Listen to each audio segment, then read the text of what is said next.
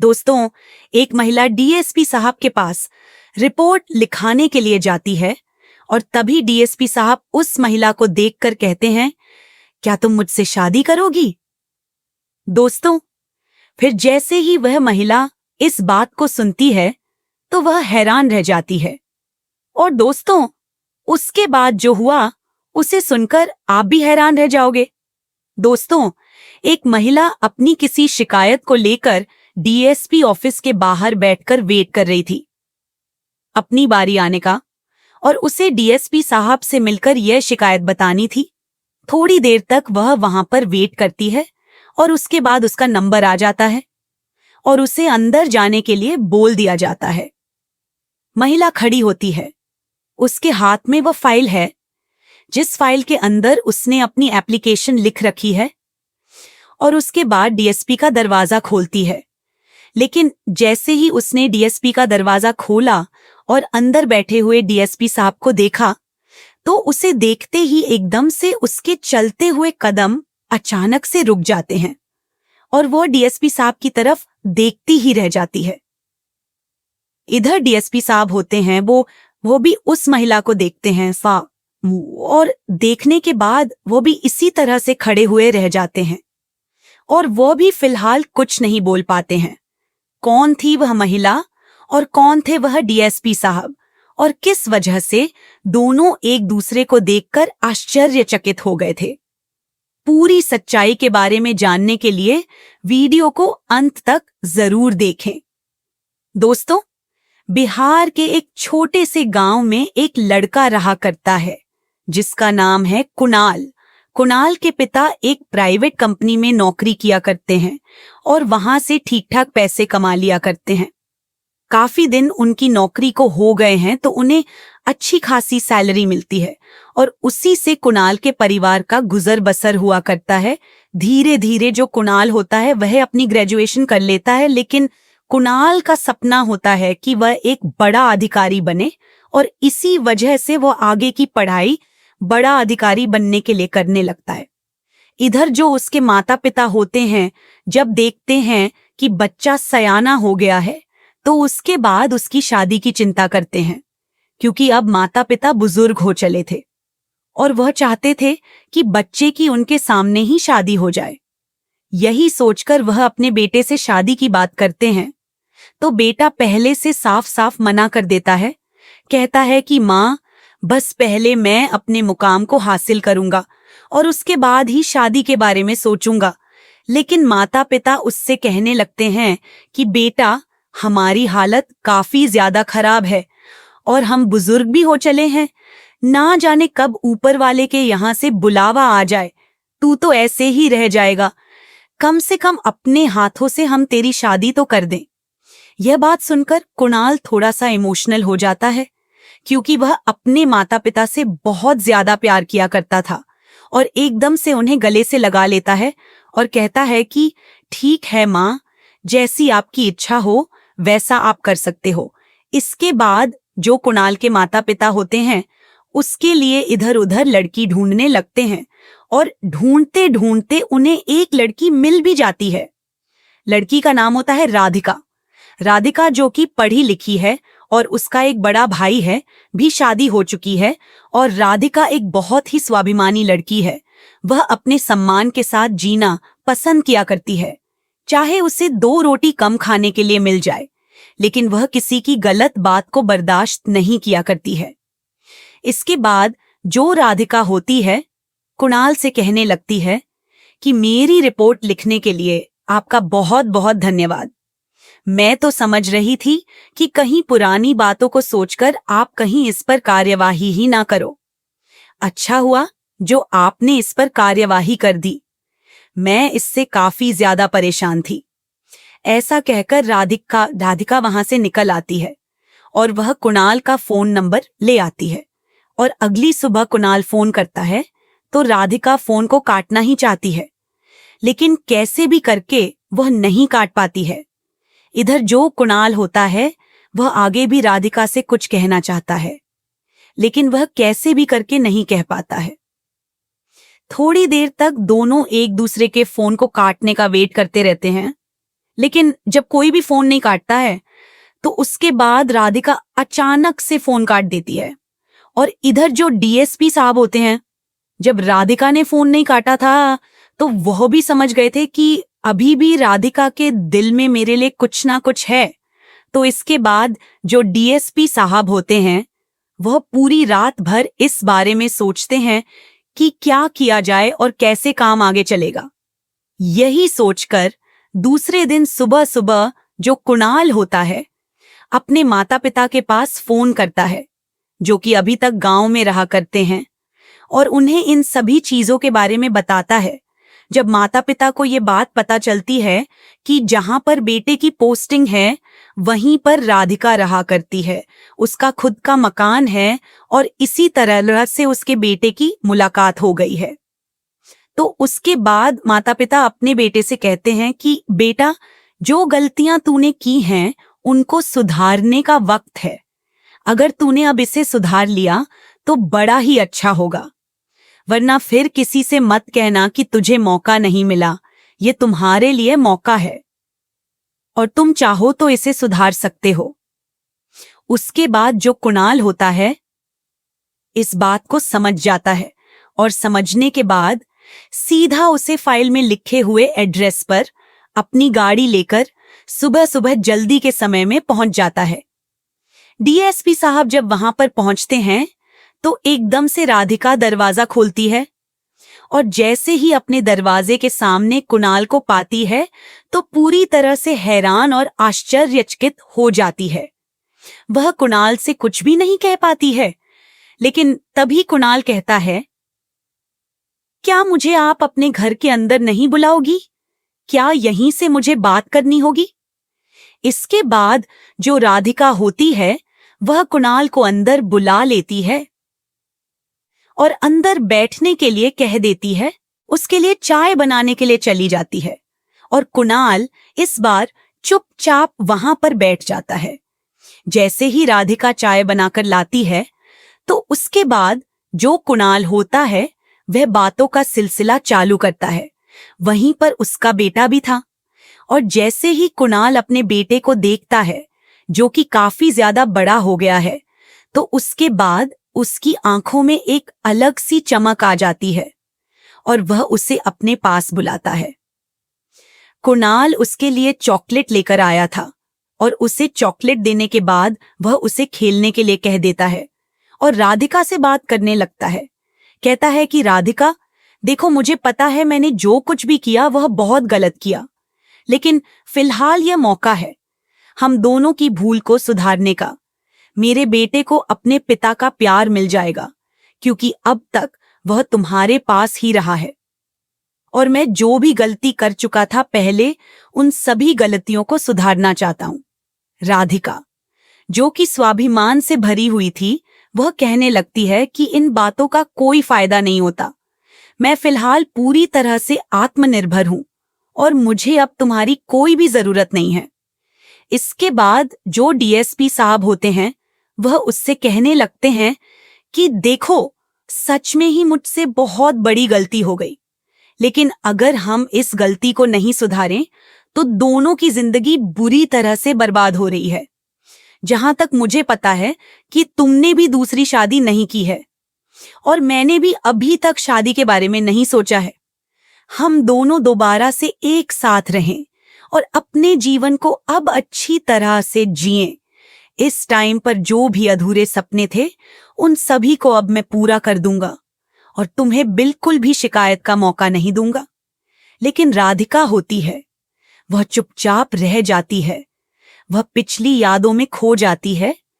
जब राधिका और कुणाल का झगड़ा हुआ था तब राधिका अपने मायके चली आई थी और इधर उसके माता पिता जब कुणाल से कहते हैं कि बेटा जा बहू को मना कर ले आ, तो उसके बाद उसे बहुत ज्यादा गुस्सा आ जाता है और वह अपने माता पिता से अपनी पत्नी को लाने से मना कर देता है।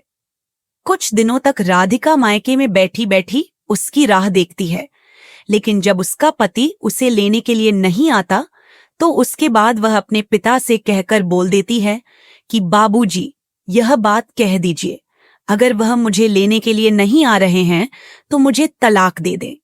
मैं अपनी जिंदगी को आराम से व्यतीत कर लूंगी, क्योंकि साक्षी को इस बात के बारे में बोल भी नहीं पाता था कि उसका पति उसे तलाक दे देगा। वह तो यह सोच रही थी कि जब मैं उसे तलाक की बात कहूंगी तो वह मुझे लेने के लिए आ जाएगा। लेकिन यहाँ पर जो कुणाल होता है, जैसे ही इस बात को सुनता है तो एकदम से राधिका को तलाक देने का फैसला कर लेता है और कहता है कि हाँ, मुझे तलाक देना मंजूर है। इसके बाद दोनों का तलाक हो जाता है और तलाक होने के बाद जो राधिका है वह अपने घर में रह जाती है। इधर जो कुणाल है वह अपने घर में रह जाता है।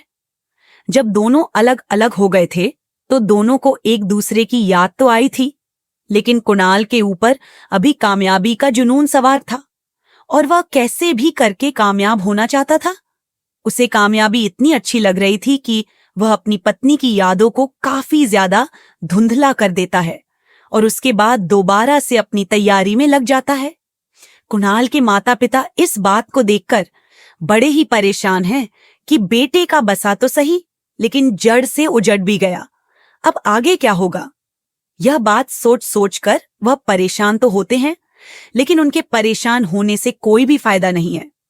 इसके बाद जो कुणाल होता है वह अपनी मेहनत में लग जाता है और इधर जो राधिका होती है वह कुणाल के बारे में जब सोचा करती है तो उसे बुरा भी बहुत लगा करता है, लेकिन फिलहाल वह अपने अंदर दृढ़ संकल्प कर लेती है और सोचने लगती है कि कोई बात नहीं, मेरे पति ने मुझे तलाक दे दिया तो कोई बड़ी बात नहीं है।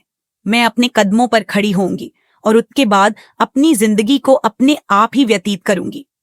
राधिका का एक बच्चा भी हो गया था जो कुणाल का ही था। ये सोचकर वह अपने लिए इधर उधर नौकरी ढूंढने लगती है। राधिका के पिता उसे समझाते भी हैं, कहते हैं कि बेटी, ये अपना बेटा है, इसे हमारे पास छोड़ दे और ऐसा कर तू अपनी शादी कर ले दूसरी, क्योंकि जिंदगी बहुत बड़ी है और जितनी बड़ी जिंदगी होती है उससे नहीं कटा करती।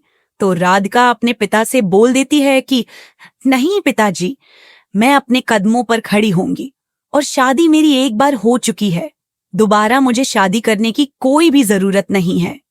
ऐसा कहकर उसने पिता से मना कर दिया था और राधिका अपने लिए नौकरी ढूंढने लगती है।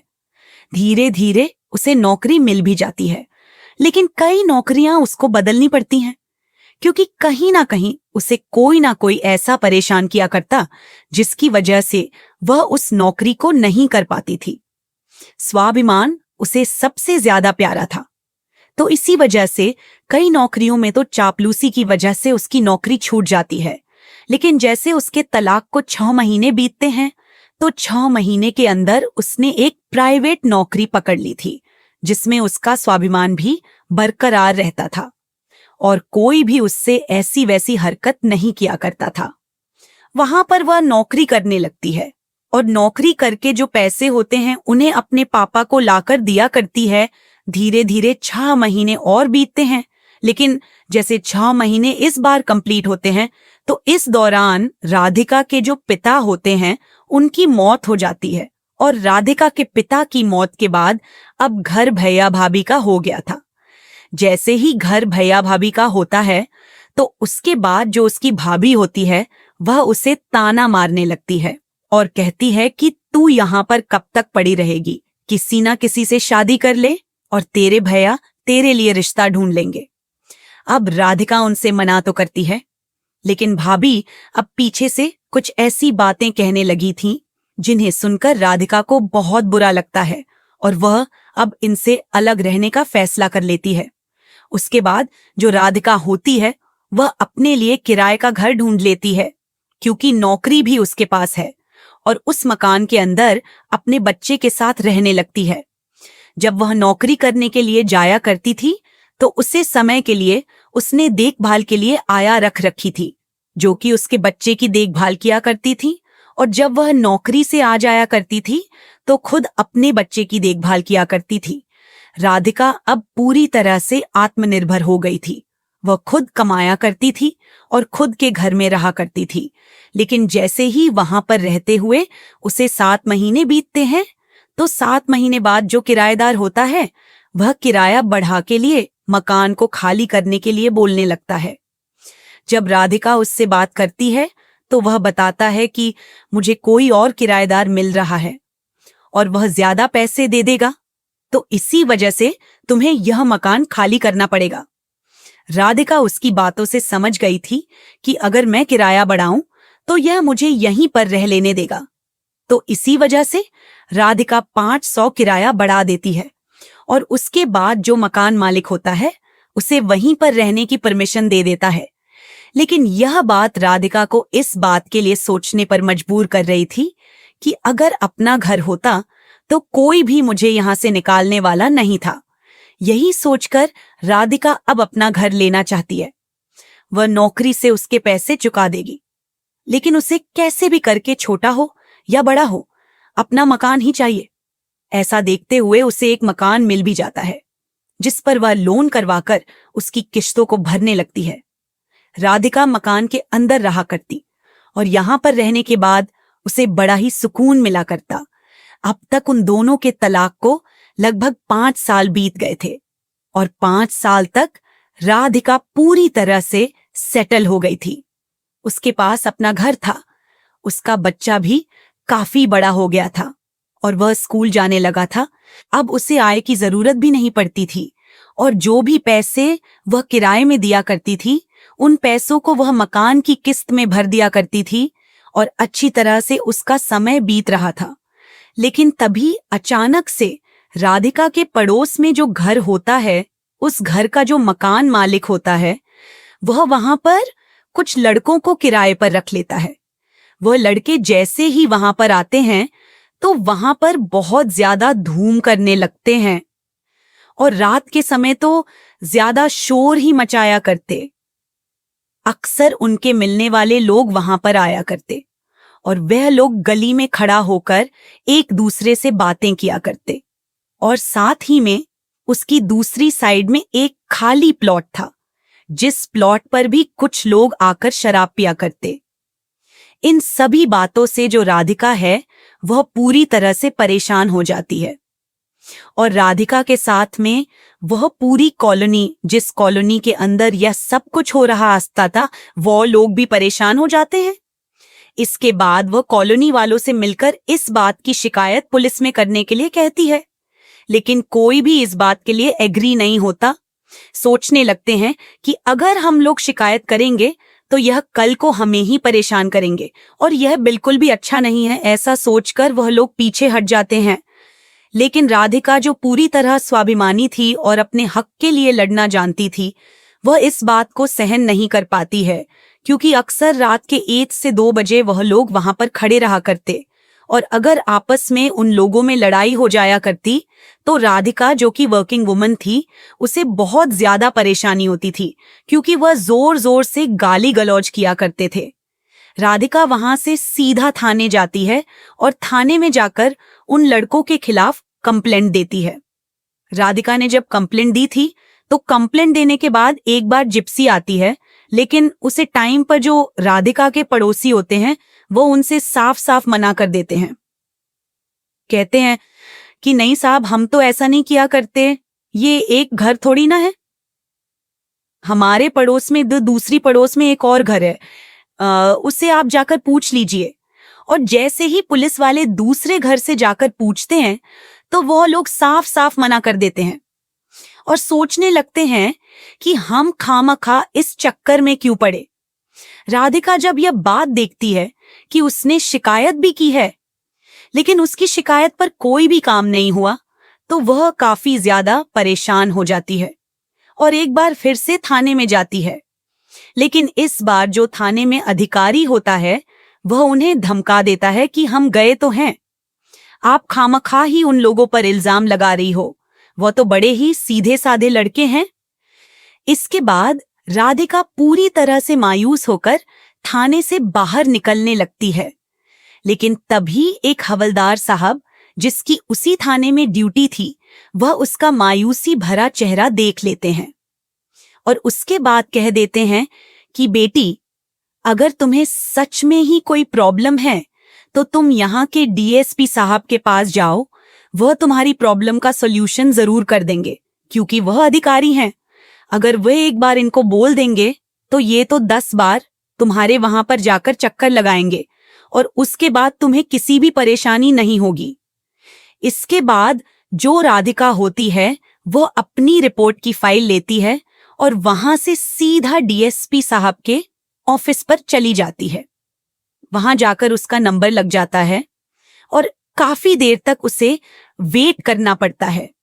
लेकिन जैसे ही उसका नंबर आता है और वे उस डीएसपी साहब के कमरे में जाती है तो एकदम से डीएसपी साहब की शक्ल को देखते ही पूरी तरह से हैरान और भौचक्की सी रह जाती है। डीएसपी साहब की तरफ बढ़ते हुए उसके कदम एकदम से थम गए थे और जब डीएसपी साहब ने भी राधिका को देखा था तो वह भी पूरी तरह से हैरान और भौचक्के हो गए थे। दरअसल सामने जो डीएसपी साहब थे वह और कोई नहीं, उसका वही तलाकशुदा पति कुणाल था जिसने अपनी कामयाबी के लिए अपनी पत्नी को तलाक दे दिया था। अब जैसे ही कुणाल राधिका को देखता है तो उसके सामने भी पुरानी बातें वीडियो रील की तरह घूमने लगती हैं। इधर जो वह लड़की होती है राधिका, उसके सामने भी वह बातें वीडियो रील की तरह घूमने लगती हैं। जब वह कुणाल के साथ रहा करती थी और उसके माता पिता की अच्छे से सेवा किया करती थी, वह वहीं पर रुक गई थी। लेकिन तभी जो कुणाल होता है वह अपने कर्तव्य का पालन करने के लिए राधिका से पूछ लेता है कि हाँ जी, कहिए क्या समस्या है आपको। इसके बाद देखती है कि वह समस्या के बारे में पूछ रहा है तो उसके बाद वह भी अंदर चली आती है और अंदर जाने के बाद उसे अपनी समस्या बताती है।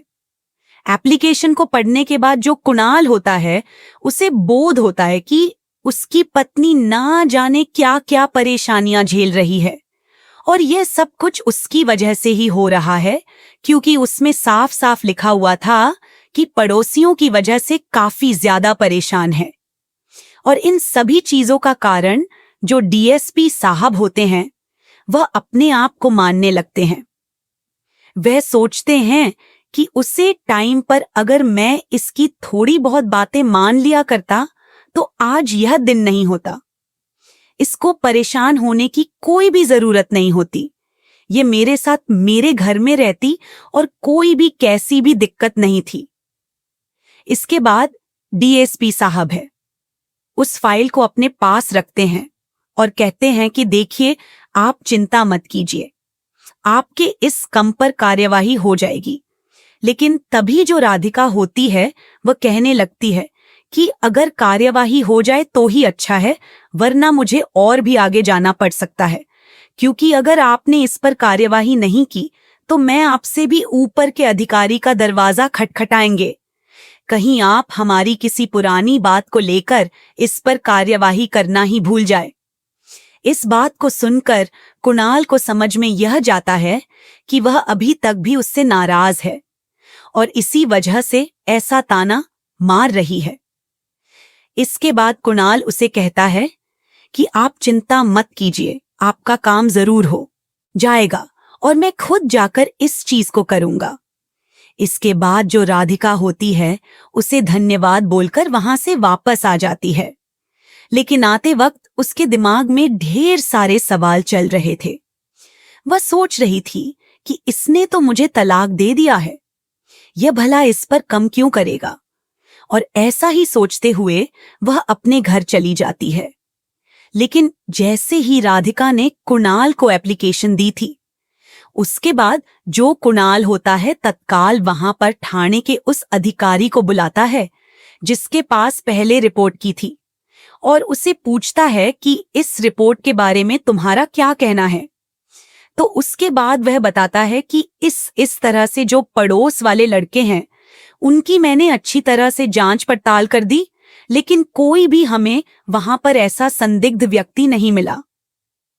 इसके बाद कुणाल कहने लगता है कि ये तुम्हारे सामने कोई बदमाशी करेगा या तुम्हारे सामने कोई इस तरह की हरकत करेगा जिससे उनकी पोल खुल जाए। यह तो तुम्हें देखना होगा और बार बार जाकर यह ट्राई करो।